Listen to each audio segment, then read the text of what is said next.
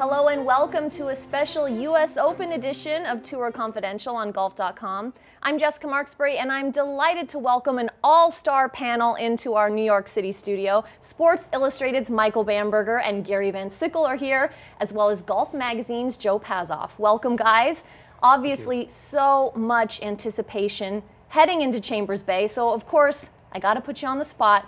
Let's make some picks. I wanna hear sleepers, I wanna hear a disappointment, and I want to pick a winner. So let's start with sleepers. Michael, you're up first. My sleeper pick would be Phil. He's been playing poorly all year, and no one's thinking that Phil can ever win a U.S. Open. And I'm kind of catching my own enthusiasm from talking to Phil about it. He said he really loves the course, and that's a good starting point. So my sleeper is Phil. I have to switch gears all of a sudden, though, because he was my disappointment, Michael. I was going to say there's always so much anticipation for Phil. Is this going to be his U.S. Open? And I just think he can't live up to that hype any longer. So I'm already switching ahead, but we can come back to the disappointments. Can Phil ever really be a sleeper, so to speak? So yeah, my disappointment is that he thinks Phil is a sleeper. The guy's won 4 majors. You know, it's like take the chalk once in a while. All right, I'm gonna go with a guy who's a real sleeper pick, since local knowledge is so important. Everyone knows Ryan Moore lives near there. Guy who made it through qualifying is Michael Putnam, another nearby resident who has a long history of playing golf in the area, and he's going to have a lot of support. And he actually is a sleeper, which is like an underdog you don't expect to win, as opposed to someone who's won 4 majors already, Michael. All right, Joe? I'm going into the deep sleep for my sleeper, SeungHyun Kim, South Korea, who won the BMW PGA important title at Wentworth this year.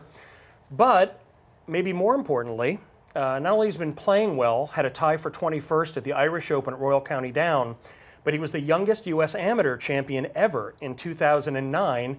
And in 2010, when the amateur went back to Chambers, he made the semifinals and wound up losing that semifinal match. So he does have positive experience at Chambers Bay. He's playing great. He's my sleeper pick. My sleeper would be Jason Day. I mean, is he considered a sleeper? Maybe No. a little bit more so than Phil, Michael. I ain't give you no sleeper pick on Jason. But I'm looking at Jason because, of course, he hasn't won a major yet. We've all been expecting him to do it. He's one of the longest guys on tour.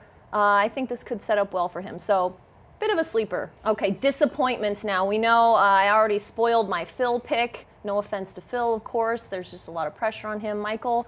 My disappointment is Phil. You're switching. I think he's going to be right there until the 72nd hole. I'm sorry, Phil. He's your sleeper and your It's my disappointment. sleeper and my disappointment. Michael, you always bend the rules in your favor. I like that. Gary? There's a lot of guys. You know, Tiger's just so obvious that the guy's really only 2 years removed from a year when he won 5 times. So there's only one list Tiger could be on, and that would be on, although he'd be one hell of a sleeper, I guess. But I think, Tiger's disappointing. I'm sure no one's more disappointed than Tiger himself. Joe, I have very high expectations for your disappointment pick now. Diminish them, yes. Jury's not out yet on Tiger, I think, but my disappointment as far as a prediction goes is Bubba Watson. He's cooled off considerably since his hot start this year and late last year. It's all fescue. It's going to really play like a British Open, and he does not have a very good track record at the British Open. Plus, there are going to be a lot of frustrating bounces, and he is not the most patient guy out there when things do go wrong. So, you'd think with his shot-making skills, he might be a favorite. I think he's going to be a disappointment. All right, another great pick from Travelin' Joe Pazoff. Very impressive. Who invited this guy? I stand in awe. Let's get into the favorites. I'll go first.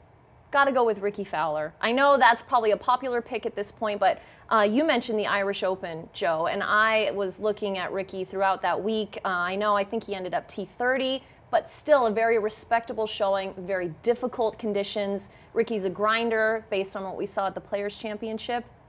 I like him. He's my guy. Is this the part of the show where we're supposed to announce who the winner is ahead of the tournament? Yes. I'm going with Phil. For all the reasons that I've already discussed. I love it. Gary? I love it.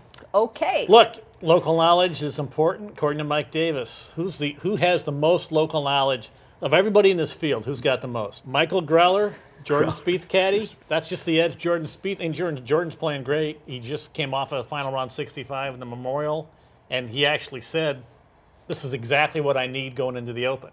So I'm going with, I hate to pick chalk, but his caddy knows the course. He caddied there. Gotta go with it. Headlines could be a whole other segment on the show. Yes. I like that. We'll tackle that later on. All right, I'm echoing Gary's sentiment for Jordan Spieth as my pick to win. He's got the caddy who knows the place. He's got the mental toughness. He's proved that now, and you're going to need that at Chambers Bay. He's also got a few other things working in his favor besides the fact that he's hotter than anyone. He is third on tour at 3-putt avoidance, an important stat because these greens are massive and they're fescue grass. I like his lag putting. His stats prove it. I think he's going to overcome the putting challenges that the rest of the field will face. He's also a very good scrambler, and you're going to face a lot of unusual short game situations there. Even the stats back up Spieth and his caddy and his mental toughness to win the U.S. Open. Wow, always an entertaining conversation with you gentlemen. Joe, Gary, Michael, thank you so much for your time and insight. Thank you all for joining us on this special U.S. Open edition of Tour Confidential on Golf.com. Make sure to stick with us for our live shows throughout the week at Chambers Bay.